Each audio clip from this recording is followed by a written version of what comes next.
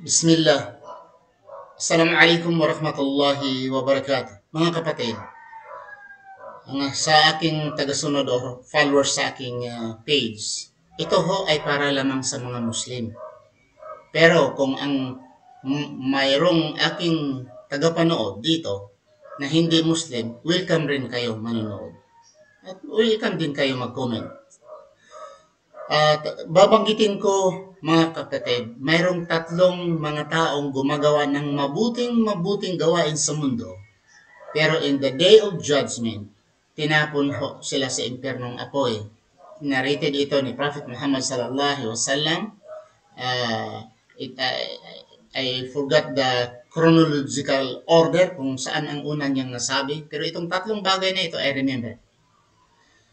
Ito sabi ni Prophet Muhammad sallallahu alaihi wasallam, of course, may riwaya ito sa mga ibang mga sahaba, hindi ko na lang bagitin. In short, ay may isang tao na namatay sa jihad. Namatay siya sa jihad. At tinapon sa impyernong apoy. At he complained. Sabi niya, Ya Allah, buong buhay ko, ginugugol ko para lamang mag-jihad. I was joining the jihad. Namatay ako sa jihad doon sa battlefield. Pero bakit dito ako sa impyernong apoy? Dito ako sa Jahannam. Allah answered and said, You are a liar. Nakipagdigma ikaw doon sa mundo habang doon ikaw sa lupa, not for my sake.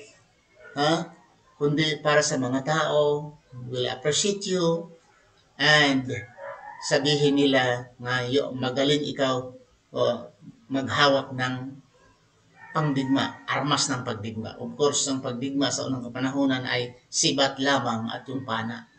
Para ma-appreciate ikaw sa mga tao. Nakuha mo ang appreciation mula sa mga tao.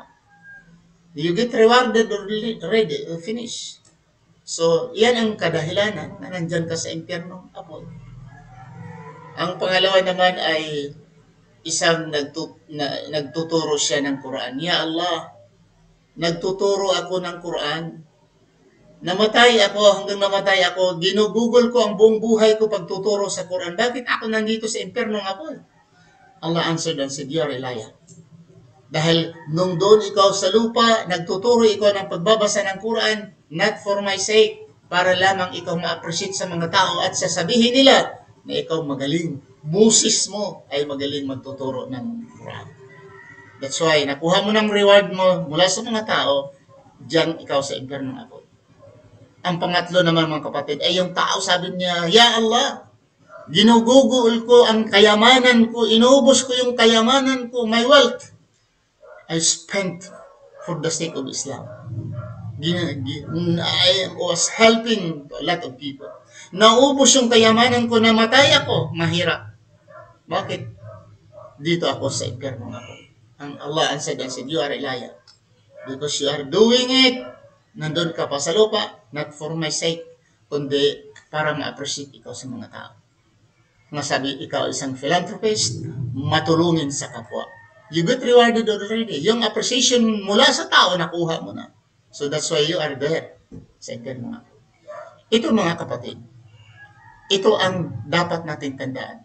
Now, we are scared, like for kami mga daiya nagdadawa. Natatakot kami.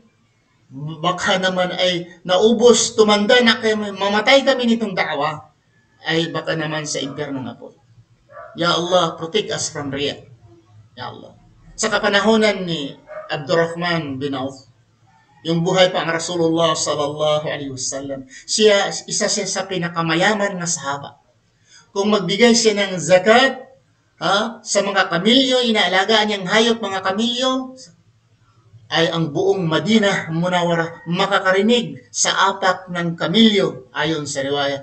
Makarinig ang buong Madinah sa apak ng mga kamilyo sa kanyang zakat na kinakatay para pamimigay sa mga tao. And he came to Prophet Muhammad sallallahu alaihi wasallam and he cried and cried. Tinanong siya ni Prophet Muhammad sallallahu alaihi wasallam, bakit ikaw umiyak? Sa Ya Allah, natatakot ako na sa kayamanan kong binigay zakat and sadaka sa mga tao, natatakot ako, Ya Rasulullah, baka matapon ako sa impyerno apoy. Prophet Muhammad sallallahu alaihi wasallam comforted him and saying, no, hindi yan mangyayari. That's why mga kapatid, tayong mayroong pera, tayong may mga kakayahan, ano man ang ating ginagawa, see to it na ginagawa natin ito for the sake of Allah.